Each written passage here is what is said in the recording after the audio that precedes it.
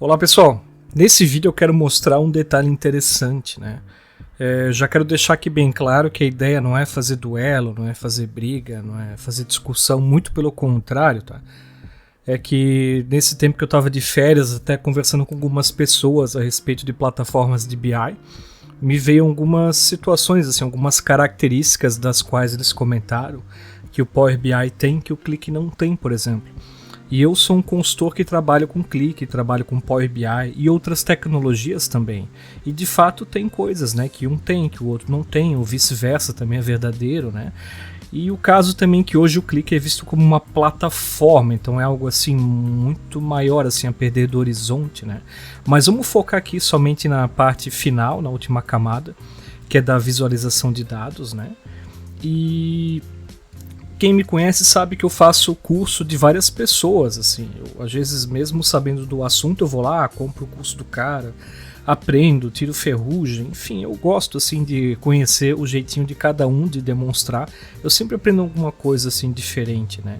E nesse caso aqui, eu peguei um exemplo do Power BI Experience, do Léo Carpa, já antecipando. Pô, o Léo é um cara bem querido, aí ele vem fazendo a diferença aí no mercado, vem mudando a vida de muitas pessoas, é um profissional que, assim, que eu respeito demais, né? E eu peguei o exemplo dele, na verdade, porque é a base que eu estava brincando ali no treinamento, inclusive foi uma base que a pessoa me falou, né? Disse, olha, eu fiz aquele curso lá da Trilha Express e tem coisas que eu faço lá que o Qlik Sense não dá para fazer. E eu, né, pensei, bom, vou tentar aqui fazer no Qlik Sense então para ver o que tem de limitação de fato, o que dá, o que não dá. E levando em consideração que hoje, no Qlik Sense principalmente, quem é consultor assim de muito tempo, das antigas, sabe que a gente não tem mais muita preocupação em fazer um visual assim bonitinho, com figurinha, com um monte de coisa, né? A minha opinião pessoal é que o visual faz todo sentido, tá? Quanto mais bonito a gente puder fazer, melhor, né? O que acontece é que a Qlik ela foi por um caminho mais focado em descoberta de dados, inteligência, machine learning, uma plataforma inteiramente nativa para jogar o dado para dentro e fazer descoberta de dados, tá? Mas isso não impede de fazer as coisas bonitinhas também, é que não é comum a gente fazer, a gente acaba focando em sentar do lado de quem toma a decisão, joga o dado para dentro e sai tirando ideias, conclusões lá e o pau pega, né? É um pouco diferente de entregar um dashboard guiado, que é o que a gente fazia na época do Qlik View e a gente perdia muito tempo, inclusive, com isso, né? Então meio que foi abolido, tá? Essa aqui é a aplicação, por exemplo, do BI da Trilha Express. Cara, é uma aplicação bem legal, aprendi uns macetes muito massas, embora eu trabalhe com Power BI já há um tempão, né? Quando deixa em cima aqui tem esse pop-up, tem essa tabelinha, isso aqui é uma coisinha até que o pessoal fala, né? Ah, no Qlik Sense não dá para colocar essas barras coloridas aqui na tabela, ou esse pop-up aqui é diferente, enfim, várias coisinhas, né? Mas de modo geral é isso aqui, né? E o que eu fiz foi fazer a mesma coisa no Qlik Sense, ó. Então esse aqui é o meu painel na nuvem, né? Eu basicamente repliquei, a ideia foi copiar mesmo, fazer um Ctrl+C, Ctrl+V, para ver onde é que dá para chegar, né? Algumas coisas vocês já vão notar que eu fiz diferente, ó. Por exemplo, aqui tem um cartão do faturamento, está em 17.9, né? Mas é porque aqui eu estou filtrando o ano, né? Se o caso tirar fora, e aqui está o faturamento máximo no caso, né? No cartão, mas ó, tá 17.9 na tabelinha de baixo, né? Porque é o modo que eu gosto de desenvolver. Geralmente nos cartões eu deixo o máximo ano selecionado, o máximo ano disponível, né? Aqui está 2019, então se eu botasse 2018 como estava antes, tava essa comparação, mas então só para vocês saberem, né? O dado é o mesmo, ó, olhando aqui embaixo na tabelinha dá 17.9 com todos os anos lá dentro, tá? Tá tudo igualzinho. Em relação ao modelo de dados, a parte que a gente trabalha é um pouco diferente, né? Aqui no Power BI eu fiz de acordo com as orientações do Léo. O Léo faz essa jogadinha aqui do Metas, que deixa do lado, né? No Qlik a gente faz um pouco diferente, a gente aproveita algumas situações em relação ao motor, mas basicamente as tabelas se conversam, né? Só um detalhe interessante, né? Que no Power BI a gente sempre tem a preocupação do sentido dessa flecha, né? Que é, tipo, por exemplo, a gente filtra dimensões e essas dimensões é que vai impactar no vendas, né? Não ao contrário de, por exemplo, filtrar vendas e para dimensões. E muito se fala sobre quando é duas flechinhas, né? quando é para os dois lados, que pode dar algum problema de performance e tal em ambas, né? No Click a gente não tem esse tipo de preocupação, porque no Click ele trabalha com motor associativo. Então imagina que no Click é como se essas tabelinhas, todas elas fossem sentido para trás e para frente. É sempre duplo. E a gente não tem essa preocupação tanto assim, tá? No Click ele é mais, não digo mais inteligente nem melhor, mas assim, a forma dele trabalhar é diferente, né? E no modelo de dados do Click, o que eu faço diferente, talvez algumas pessoas façam, né, também um pouquinho, alguns detalhezinhos, né? Mas eu gosto de fazer dessa forma aqui, ó. Eu coloco a dimensão de metas, né? Eu boto fatos, né? Nomeio ela como uma fato, mas aqui ela faz o papel de uma dimensão tabela totalizadora. Daí eu crio esse campo de ano e mês, vendedor, ele vai fazer ligação com lá e tudo se comunica, fica o nosso estrelinha bonito, né? Eu só faria concatenação se caso houvesse muito mais campos em comum, mas que aqui não é o caso, é só o vendedor, o ano, o mês e matou a charada, né?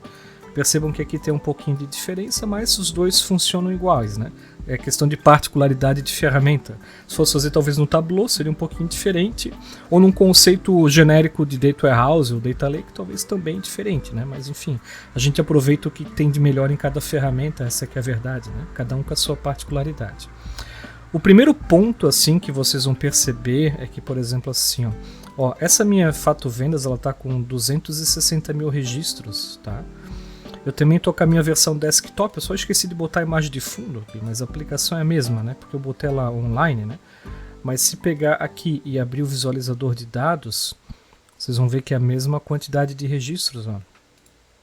Pego aqui a Fato Vendas, ó, 260,96 lá, né? Ó, 260,096, né? E aqui no Power BI, para quem já fez esse modelo, sabe que também tem essa quantidade, né? Poderia lá em transformar dados, pegar coluna, enfim, tem várias formas de pegar a quantidade, só que eu teria que arrumar o caminho aqui, né? Mas dá para pegar lá e vocês vão ver que batendo valor ali, a quantidade de registros é igual, então não fiz nada aqui, nenhuma brincadeirinha, né? Se pegar, por exemplo, aqui o gerenciador de tarefas, olha só que interessante, ó. O Power BI está consumindo nesse momento 1.6 GB de memória, né? Se eu pegar, por exemplo, no meu Google Chrome, que é a minha única aplicação que está aberta, que é do ClickSense, ele está com 350 MB, só que a gente talvez pense, mas não é parâmetro porque está na nuvem, está processando tudo lá, né? Mas olha só, aqui eu tenho um serviço do ClickSense na minha máquina local, está com 220 MB. Isso é um detalhe bem interessante entre as tecnologias, tá? O método de compreensão de uso de memória do ClickSense, ele é muito mais parrudo, assim, ele tem uma performance absurda e ele utiliza bem menos recursos de máquina do que Power BI, tá? Quem utiliza as duas plataformas sabe que isso é uma verdade, isso acontece, tá? Se no dia a dia depender de recurso, de servidor, se isso faz uma diferença na vida de vocês, eu não sei dizer. Só estou mostrando aqui a experiência, né? Eu aqui como um cientista aqui de um experimento, estou mostrando que, ó, na prática esse consome aqui, esse consome lá, né? Então aqui nesse modelo é bem legal, ó, deixa em cima, mostra as metas, né? Mostra esse gauge, né? Se a gente for aqui, eu também fiz o esquema de gauge também, ó. Aí ele faz esse pop-up aqui também, ó. Então também tem essa funcionalidade, né? Na minha versão aqui desktop também tem o gauge, nada de muito diferente assim, né? Ó. Só que as formas só de apresentar é diferente, né? Então o KPI aqui em cima eu fiz um pouquinho diferente por causa do cartão. Esses gráficos aqui da direita eu gosto de utilizar esse macete das cores, né? Isso aqui ele tem influência de 20% negativo e 20% positivo. O que está demonstrando é que ele está comparando com o mesmo período do ano anterior. Então se ele teve um aumento, ele vai ficar uma cor mais bonita, mais verdinha. Caso ele teve um decréscimo, né, diminuição, ele vai ficando vermelho. E o verde mais forte é 20% positivo. E o vermelho mais forte é 20% negativo. Então essas cores de gradiente entre um tom e o outro é para a gente ter um termômetro do quão subiu e o quão desceu, né? Então é só tipo maior e menor. A gente tem essa intensidade, né? Se aumentou um pouquinho, se baixou um pouquinho, se aumentou muito, né? Aqui no Power BI também daria para fazer um macete desse, eu já fiz nos vídeos, isso não é limitação nenhuma, né?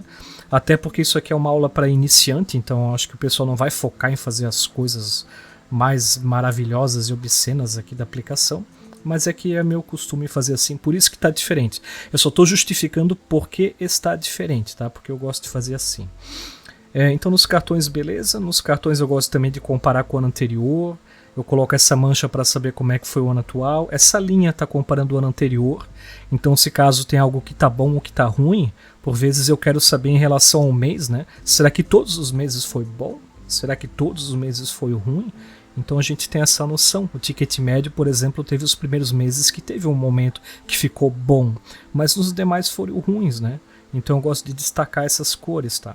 Uma coisa que vocês vão observar muito em cursos de Power BI em geral, quando o pessoal fala de storytelling, né? O pessoal fala de storytelling como se fosse aquela mecânica de primeiro mostra um dash geral, depois vai afunilando em detalhes, mantém coloração para saber sempre do que se trata e coisas nesse sentido, né?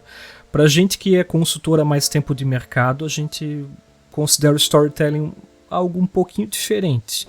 Não que está errado, mas a nossa interpretação de storytelling é diferente, né? A gente pensa mais no storytelling a respeito de retórica verbal, da maneira de contar histórias, independente de dashboard, né? E a parte de dashboard, de primeiro algo macro, depois vai detalhando, é aquela técnica no que se refere ao clique de DAR, né? Que é o Dashboard Analytics Reports, que é uma sequência natural para se explicar algo. Então, quando a gente fala de storytelling, a gente fala de retórica, algo que é verbal e que é do tempo desde as cavernas, tá? Sempre teve esse tipo de habilidade. Quando a gente traduz isso aqui para o papel ou para a imagem, isso aqui são boas práticas de visualização, mas, sinceramente, na minha opinião acadêmica, não é storytelling que se chama, mas tranquilo, eu acho que o importante é todo mundo entender, todo mundo ficar feliz e todo mundo fazer algo bonito, né? Não tenho nada contra uma explicação atravessada, errada ou diferente do que eu penso, né? O importante é todo mundo se entender. Legal.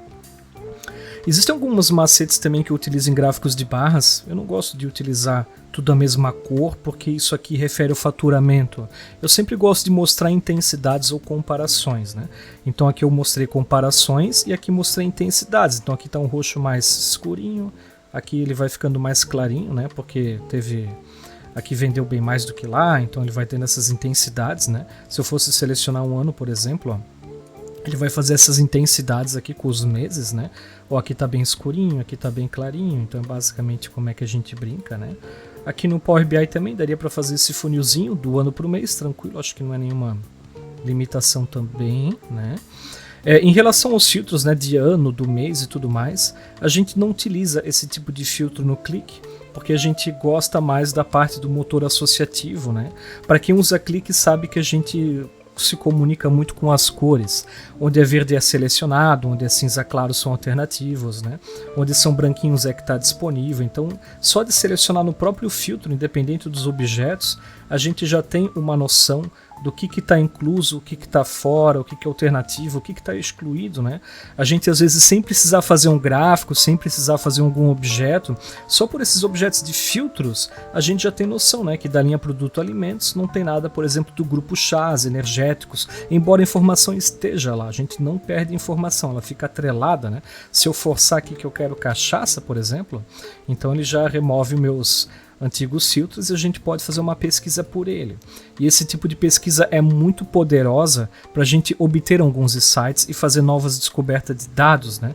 No Power BI dá para fazer alguns macetes assim, mas não chega nem perto assim, porque de fato não é que a Microsoft não copia e não é capaz de fazer, pelo contrário, tá? Isso aqui é algo possivelmente, tá? Eu posso estar falando uma besteira, mas como é patenteado pela Click, então talvez eles não podem ir muito além, né? Isso aqui é meio que um diferencial grande de mercado, tá?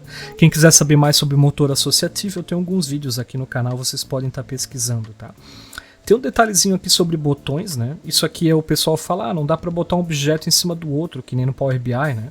Aqui tem um gráfico e aqui tem uns botões em cima, então o cara pode clicar aqui e ele alterna entre uma tabelinha e o gráfico, né? Deixa eu mostrar como é que eu brinco aqui, ó. Aqui eu também tenho dois botões, ó. Posso clicar, vai para a tabela, né? Pode abrir e posso clicar e vir para o gráfico, ó. Se vocês estão observando, esse botão está dentro aqui, ó. Então não é uma situação assim que é exclusiva ou que não dá para fazer, ó.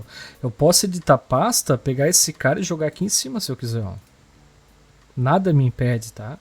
Isso aqui são técnicas com JavaScript, com CSS, tá? E que às vezes pelo pessoal não ter esse tipo de conhecimento, na hora de defender a ferramenta ou de falar alguma coisa, o pessoal fala, não dá isso, não dá aquilo, mas dá, tá? Talvez as referências que vocês precisem ter quando for comparar algo, são com consultores que já estão há mais tempo no mercado, tá, pessoal? Não querendo desmerecer quem está começando agora, mas é bom vocês procurarem de fontes mais confiáveis, né, quando for fazer algo. E aqui embaixo, nessa tabelinha, ó, eu também coloquei aquelas cores, né, para mostrar a intensidade dentro da tabela, assim como tá no Power BI, ó, que são situações assim que o pessoal diz que não dá para fazer, né, mas dá, ó, ficou tranquilinho, né.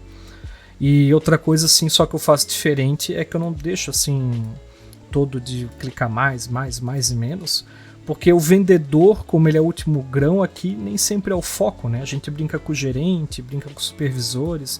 A gente vai pro vendedor quando a gente já está decidido em analisar a situação de supervisor, porque às vezes não faz sentido eu comparar esse vendedor aqui com o outro lá da Sofia, né? Eu não gosto desse tipo de análise, então eu só faço um pouco diferente, ó. Se caso eu filtrar um supervisor, por exemplo, o Diogo aqui de Carvalho, ó, aí ele afunila para vendedores, agora é gerentes e vendedores, ó. Então só esse detalhezinho que eu faço diferente, tá? Eu também, por exemplo, gosto de acrescentar uma informação específica, ó, só com gráfico de barras. Aí a gente sabe os supervisores, pegar o Diogo Carvalho lá, né? Aí tem os vendedores dele, ó. O Estevam tá em cinza porque não teve venda em 2017, não há como comparar. Isso é bem legal, esse tipo de informação já pela cor, né? Já os outros dois venderam bem mais, né, do que o ano anterior. Se eu pegar, por exemplo, 2028 e pegar talvez alguns meses aqui, ó, deixa eu tentar simular um cenário que talvez alguém tenha vendido menos. Vou até pegar algum outro supervisor aqui, deixa eu ver a Sofia, talvez. Sofia só tem um. Antes eu até tinha achado um, acho que era o Diogo Carvalho que eu estava brincando aqui. Numa situação nesse sentido, assim.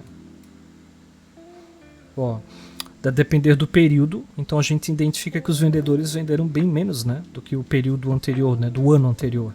A gente sabe por ticket médio, grupo, produto, né, e esse tipo de investigação por cores e motor associativo é muito legal, porque é algo diferente que não dá para pesquisar por aqui, né, como por exemplo assim, caramba, deixa eu voltar lá, pô, doces é top 1 de ticket médio.